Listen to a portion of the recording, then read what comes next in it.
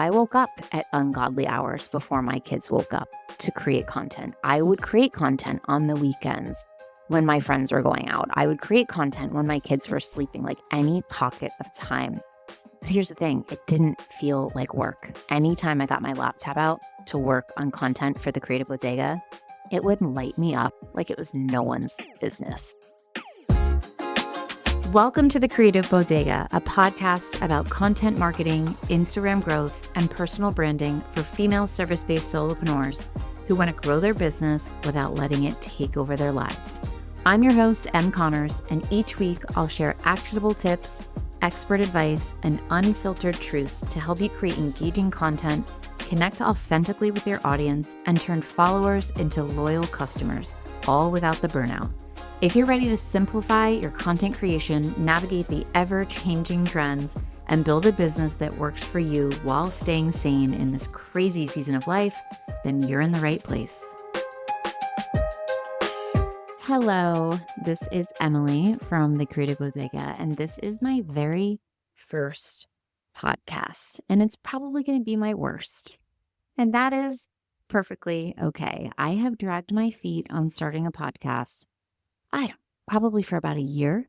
I pride myself in that I have kept my business really simple and that I only write, not only, but I write a weekly newsletter and I post on Instagram 6 times a week, consistently for both. And I haven't really added anything else onto my plate in the 3.5 years, 4 years that I've had my business. And that's what's felt good for me until it didn't. And what I decided was that I love talking. I love recording videos. I love helping people in any way that I can. And I realize that I am a podcast consumer.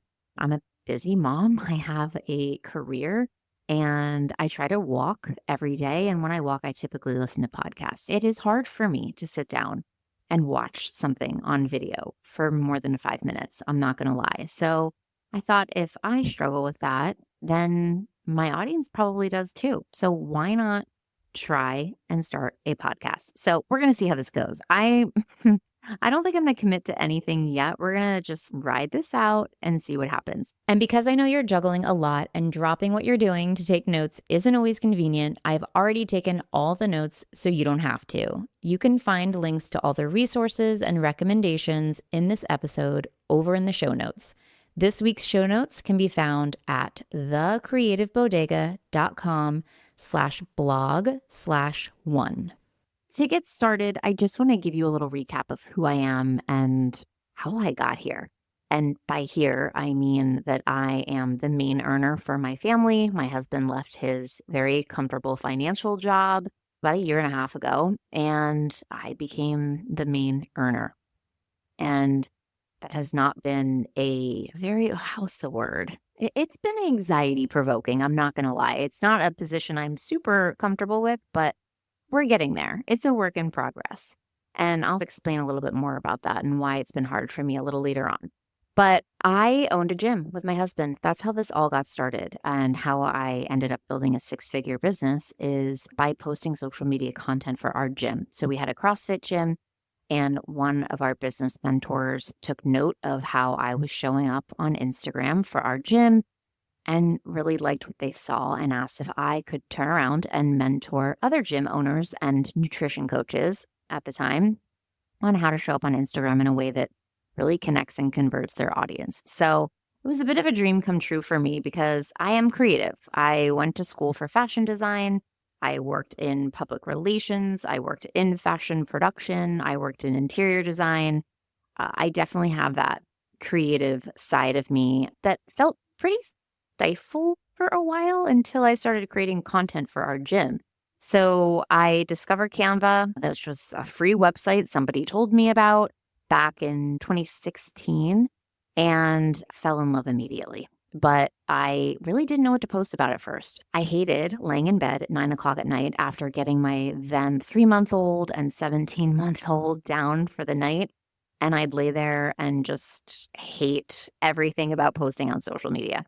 And my husband would be like, "What's wrong?" And I'd be like, "Oh, I just oh my God, it's 9 o'clock. I don't know what to post about." And if you know anything about me, I am just a sucker for a framework and a system, and it makes my little organized heart happy. So the next day I got up and I'm like, there just has to be a better way. I can't wing it every day and just hope for the best. There has to be an easier way to post consistently. So I really got to work. I started researching it. I started just paying attention to how other people were doing it.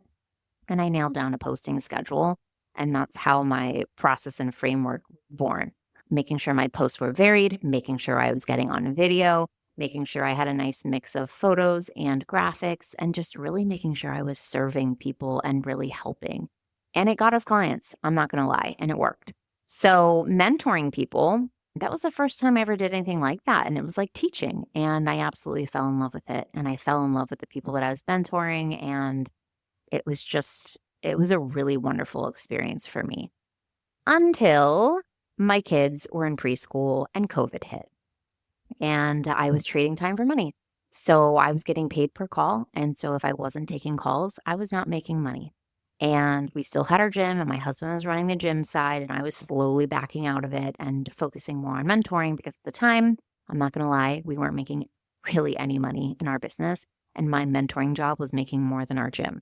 So that sort of started the pressure being on me to make money. But I would be on 7 calls a day, and they were 45 minutes long. And man, I just remember getting off the calls and just like wanting to fall on the floor and not talk to anybody for 48 hours because it just took so much out of me. There were other mentors who took even more calls than me. And I was like, how do they do it? I should be able to take 7 calls, 8 calls a day. But it wasn't me. It wasn't a good fit for me. And it took too much out of me as some of an introvert, to be honest.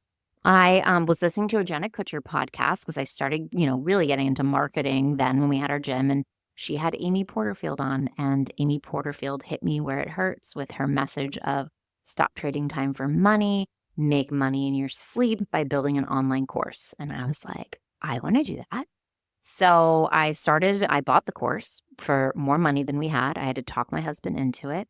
And I decided to make a course on meal prepping because it was the safest route and we had our gym and it just made sense. My business wasn't born at this point. I was talking to my husband one day when we were working on our outline for the course, and I just was like, I'm over this. Like, I am so over this topic. I don't give a shit if people eat well, if they meal prep, I'm over it. So I had been a nutrition coach at that point for 3 years, and I was just burnt out from it. The topic didn't interest me anymore. It actually really turned me off. So he was like, if you could make a course about anything you wanted, what would it be? And immediately I was like, hands down, Canva and branding, the end. And he was like, then do it. And I was like, but like, it doesn't even make sense. Like, I don't have a business. And so start a business. So the Creative Bodega was born over margaritas in our kitchen.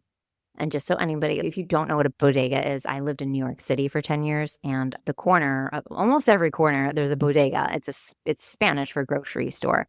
And we used to joke that you could like literally go to any bodega and get anything from avocados to tampons.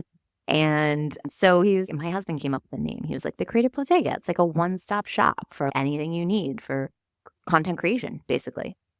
So I loved it immediately because it took me back to my New York City roots and it just flowed really well. So that was it, you guys. I was like, that's it. I started an Instagram account that week. I started a email list the following week, and I just started posting. And I didn't even have an offer. So this is like a little teaching moment. If you're Amy Porterfield fan, she'll say, stop what you're doing and come back to me and listen. I had no offer, but I was posting consistently about what I wanted to be known for. And I didn't even know when my offer was going to come out. And I was collecting email addresses, and I didn't even know when I would have something for anybody to buy. But I was like, I'm going to give you so much value. I'm going to be the Canva queen in your eyes. And when I have something to purchase, that know and trust is going to be there. And that's essentially what happened. I built my course behind the scenes for 6 or 7 months. Again, I was working as a mentor. We owned our gym, and I had 2 toddlers. So it took a while. And for anybody who says, I don't have time, it's one of my biggest pet peeves because I was so desperate to get out of my day job at that point, my mentoring job. I would have done anything. And so I woke up at ungodly hours before my kids woke up to create content. I would create content on the weekends when my friends were going out. I would create content when my kids were sleeping, like any pocket of time. But here's the thing, it didn't feel like work. Anytime I got my laptop out to work on content for the Creative Bodega, it would light me up like it was no one's business.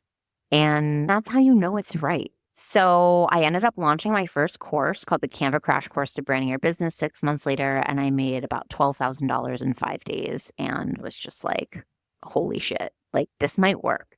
Fast forward 3 months later, my husband actually got a job offer back in finance. He was over the gym life and he was like, let's close the gym and I want you to go all in on the Creative Bodega.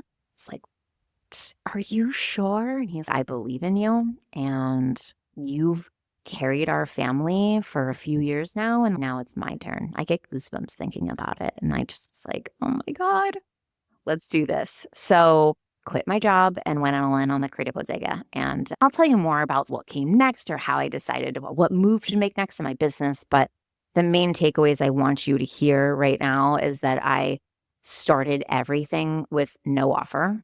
I gave away a ton of value for free. I still do.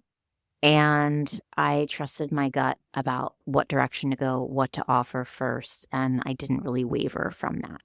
All of this that I did was the goal of having the freedom of time and not having a boss.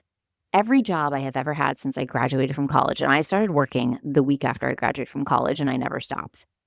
Every job, so rigid, 9 to 5, don't be a minute late, don't even think about leaving before 5 p.m. And when I had kids and I'm like, they're going to get sick and they're going to need me and I'm not having someone else go pick them up and I'm not having them in aftercare and before care. Fuck that. That's seriously what I thought. I'm their mom. I want to be there. There's no option here but for me to be available. And I wanted to stop trading time for money. I just wanted to be my own boss and build my own thing. I felt like I was constantly helping other people build their things and I wanted my thing. Anyways, the whole goal is financial freedom, time freedom, and just from that stressful day job that was sucking the life out of me with no flexibility, like just was not for me. But here's 3 things that I did that helped me grow my business in those early days. Number 1, I mentioned it, I invested in a course before I had even made a dime in my business. So that's something I hear so often from female entrepreneurs. I can't invest in your course because I haven't made money yet. And I'm like, that's not really how it works. You invest in me to then get to where you want to be so much faster because I'm going to fast track it for you. And I'm going to teach you exactly how to do it. So you're not going to mess around and try to figure it out yourself. I'm going to get you there 10 times faster than if you did it yourself. So I bought a $2,000 course on how to make an online course when I had 0 profit. And it did fast track my course creation process and prepared me for way more success than if I had been like DIYing it myself. The next thing I did, number 2, is that I did things that scared the shit out of me and made me super uncomfortable. I had a business friend recently say to me, oh, like you climbed Cringe Mountain. And I'm like, what's Cringe Mountain? And it's, that stuff that just makes you feel so uncomfortable and scared, but you do it anyways. You're just climbing that Cringe Mountain in hopes of getting to the other side. I did that daily. I am a shy person. I know you may not believe me if you watch me on stories. You're like, oh my God, she's so comfortable. No, I'm not. I've put so many reps in at this point that yes, I am very comfortable. But in the beginning, nightmare. Complete nightmare for me to show up on video and talk. Just kill me now. Like it's just not good. But I just forced myself to do it. And that's the only thing that's gotten me better. So I've gotten very good at doing things that scare me. Hi, I'm recording this podcast and I'm sweating through my pants. So I'm scared, but I power through because I have that end goal in mind and it's so clear. And that's my freedom. And the ability to be like the person I want to be for myself and my family, and especially my little babies who aren't that little. Number 3, I became, and I still this way, super transparent. So I didn't try to be perfect from day one. I took people behind the scenes on building my first course. I asked for feedback. I told them I was confused about things. I asked questions from day one, and I still do it. If I don't know the answer to a question, I say, you know what? I don't know, but I'm going to look into that because now I'm curious. So I thought I needed all the answers. I thought I had to be perfect, and I didn't need to be. So I was very transparent. I took people behind the scenes. I've included my community in so many decisions that I've made, and I think that they've loved every minute of being a part of the process to get me from where I was then to becoming a multi-figure, six-figure earner, however you say that. I'm not used to saying that out loud. But so yeah, I just talk to my audience as if they're my best friend. And I have people say to me, oh my gosh, you don't know me, but I feel like you're one of my best friends because I watch you in your stories and da, da, da, da. And I'm always like, that is the best compliment anybody could ever give me. So those are the three things. I invested before I made a dime to fast track everything. I did things that scared the shit out of me and made me supremely uncomfortable to move the needle forward.